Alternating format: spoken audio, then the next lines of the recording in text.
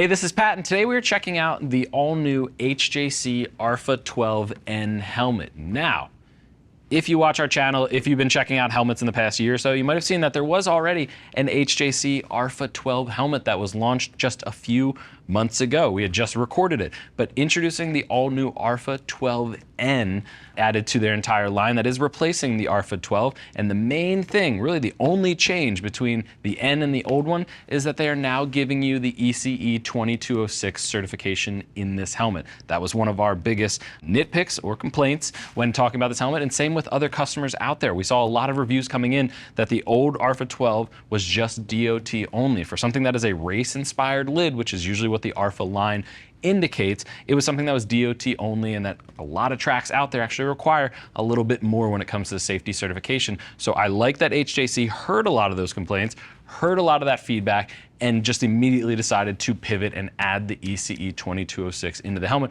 for basically no change in the cost. So keep that in mind. If you are looking out there, you get a little confused on the RPHA 12 versus the RPHA 12N, the ECE 2206 safety rating is the only difference between the two. And again, hats off to HJC for hearing that feedback, willing to look at it, address it, and kind of just take it on the chin and go ahead and come out with the N version just a few months later. It's not cheap to completely redo your inventory and redo it right after a launch. So I like that HJC is actually investing that back in to give a better product for their customers out there. Now, I mentioned nothing else did change about the helmet. It's still coming in $480 for this helmet, $490 for some colors and bigger sizes out there, but you're looking at a $50 increase from the old RPHA 11. So now all the changes I'm talking about are going to be comparing it to the RPHA 11, which is a helmet I owned for years. I had the RPHA 10 Pro for a while as well.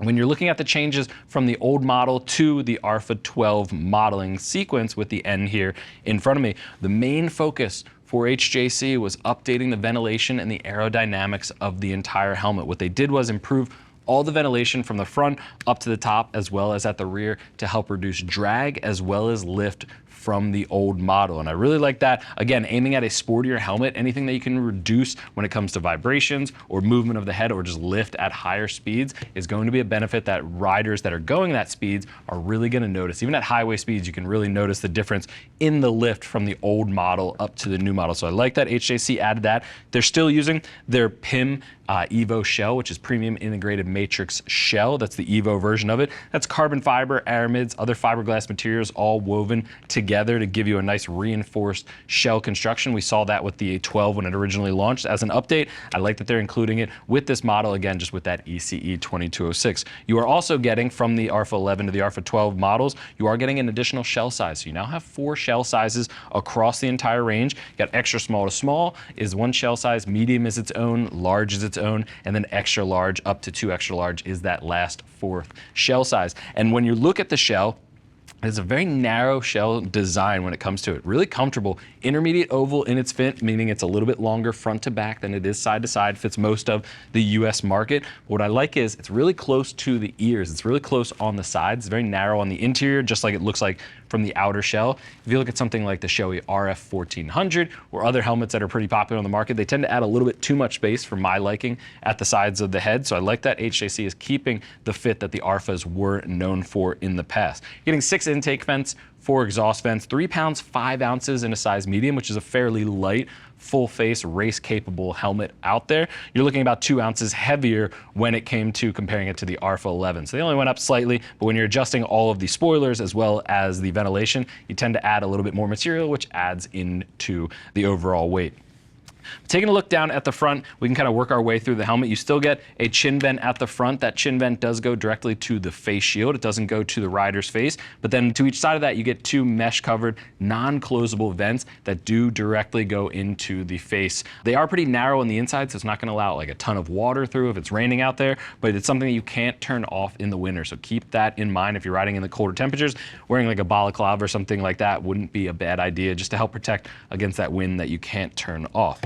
Continuing on talking about the ventilation, you do get a brow-mounted vent up top that goes direct to the forehead. You can really feel it at highway speeds. I like that they included that. The HJC logo is on there. One thing I want to call out though is these two triggers on each side. I like the change. Before it was just a button that wasn't, over time wouldn't stay in place. It would sometimes open up at highway speeds.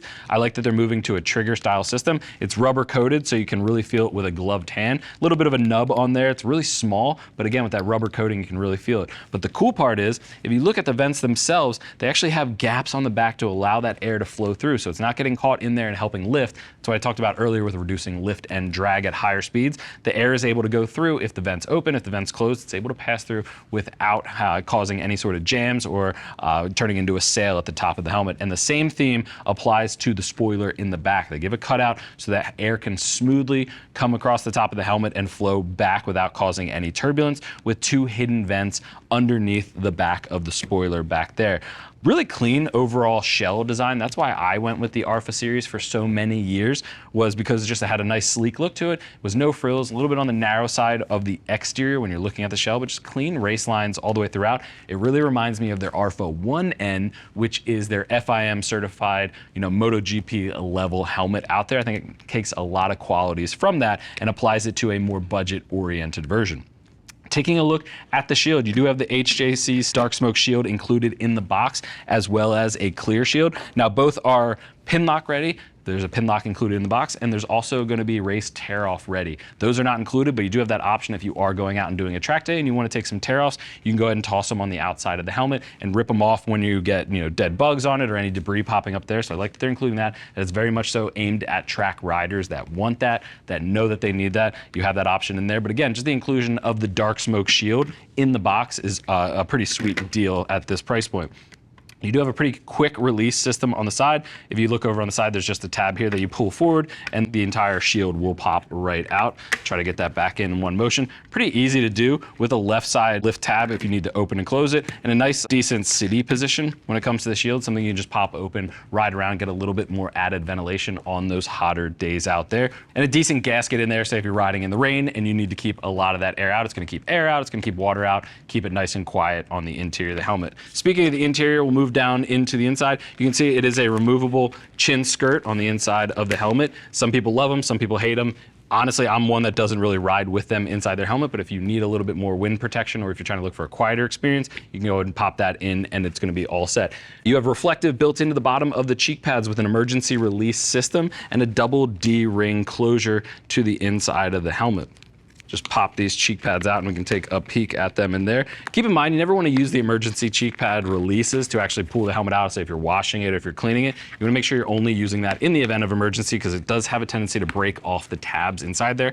Ask me how I've broken quite a few on them, but you can see it's actually a release tab built into the back of the cheek pad. So it's really just one-time use aimed at protecting you in the event of an accident. Every other time you just pull it out like a normal snap. Nice contour to it though, really soft material. That's what I like HJC for. It's almost like a micro fleece that's moisture wicking, and it's going to absorb a lot of that sweat away from your head, especially if you are out doing track days and really sweating inside the helmet, or if you're just street riding on hotter days.